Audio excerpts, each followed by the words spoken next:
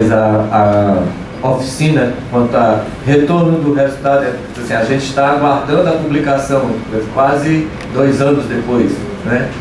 A gráfica já mandou a última versão, houve correção, nomes errados, voltou ontem mais uma vez, e a gente está, inclusive, queríamos tê-lo distribuído hoje aqui, a parte, ele impresso.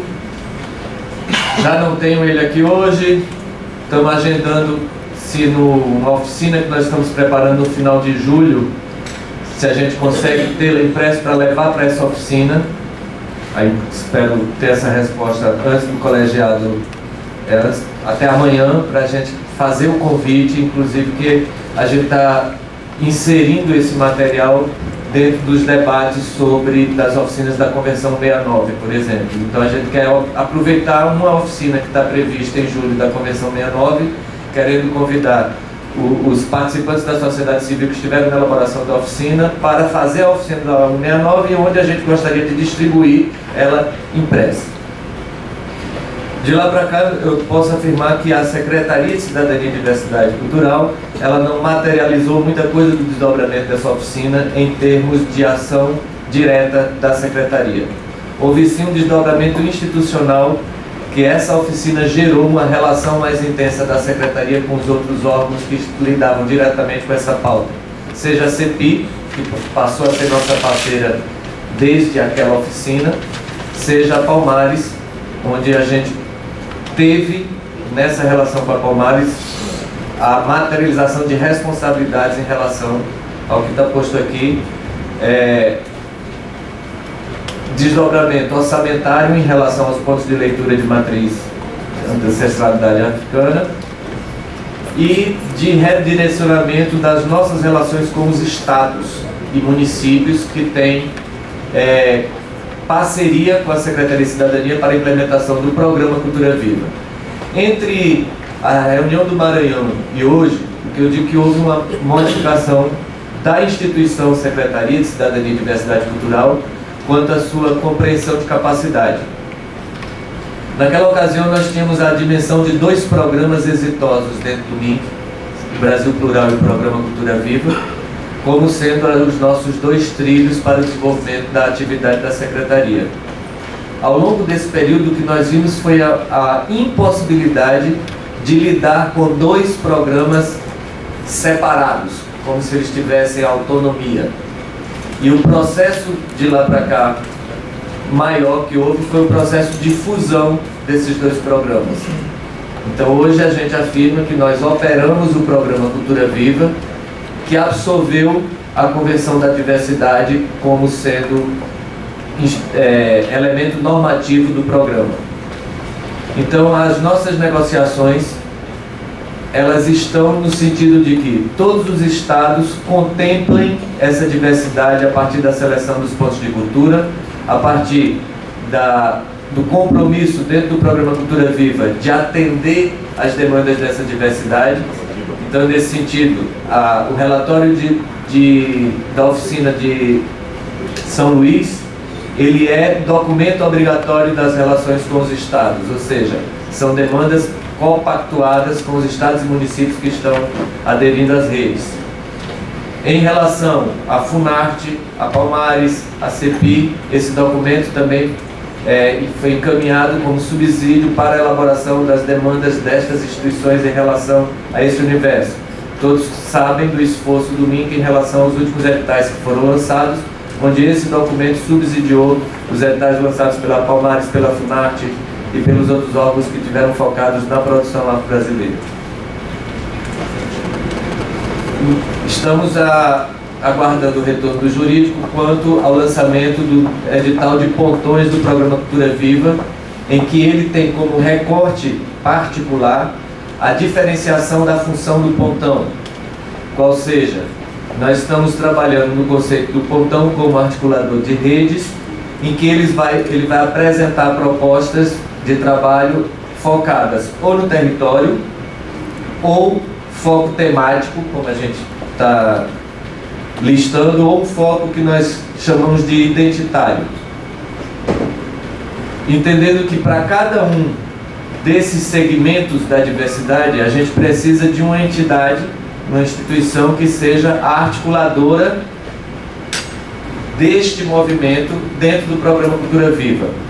É fruto, por exemplo, da expressão dos GTs, da Comissão Nacional de Pontos de Cultura, só que a gente aguardará inscrições de instituições que, por exemplo, se habilitem a ser o pontão, digamos, da rede temática ou rede identitária de povos de terreiro para mobilização de pontos de cultura, implantação de outros pontos de cultura, mapeamento das atividades, cadastro, quer dizer, que seja o parceiro da sociedade civil que assume as funções operacionais, como o IPEA colocou, né, nos 3 níveis da política pública: a função não conceitual, a função normativa e a função operacional.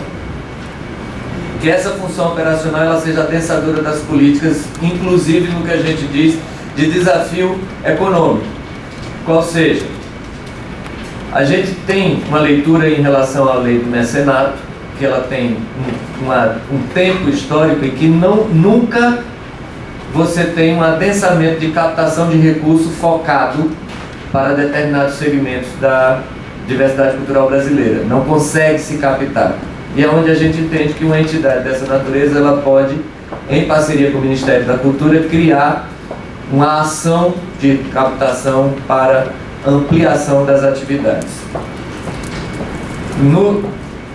Nos itens que a oficina levantou e abordou e colocou como prioridades, alguns encaminhamentos eles estão sendo feitos dentro da política geral e não da política específica. Eu vou citar um deles porque amanhã nós esperamos entrar nesse debate com os 2 colegiados sobre a lei dos mestres. Então, quando foi citado no eixo 1 do patrimônio cultural e direitos, que os instrumentos de fomento para a preservação e salvaguarda do patrimônio cultural dos povos de terreiro, com garantia de instrumentos de reconhecimento, proteção e salvaguarda, a gente entende que a lei dos mestres dialoga diretamente com isso, e como próprio testemunho da Palmares, de que no âmbito da lei dos mestres, a cultura afro-brasileira responde por cerca de 80% dessa expressão do que se atribui como sendo a cultura popular deste país. Então a gente entende que esses instrumentos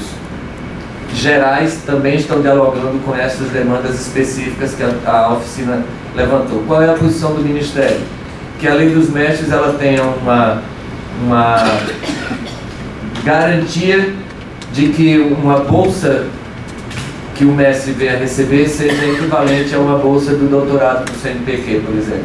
Então, não, para além do que foi a experiência do Programa Cultura Viva, que tinha uma bolsa em torno de equivalente a um salário que o projeto da ação criou garantia, ele diz que esse nível de reconhecimento ele tem que se traduzir também economicamente sob o mesmo parâmetro que a academia trabalha. Por exemplo, se existe uma relação institucionalizada no CNPq que atribui valores a uma bolsa de doutorado, esse é o nível de reconhecimento que se deseja para o reconhecimento da tradição que os mestres representam. Dentro das metas, foi colocado como meta a preservação da memória, né, como meta também a criação de marco legal e instrumento jurídico, e não foi encaminhado nenhuma iniciativa específica focada nos povos de terreiro. Foi colocado todo dentro a questão do marco legal, do reconhecimento, todo o tratamento, toda a tratativa do MIC até aqui tem sido dentro da política, vamos dizer assim, da lei geral dos mestres. No campo do patrimônio, também a questão dos direitos intelectuais coletivos. Esse procedimento, mesmo lento, continua sendo tratado na Diretoria de Direitos Intelectuais, que na última reunião propôs a criação de um grupo de trabalho específico, considerando que a equipe não dá conta, não abarca as questões específicas, então a necessidade de envolvimento de outros setores. Acho que em linhas gerais eu abriria agora para provocação por pergunta para eu me orientar também.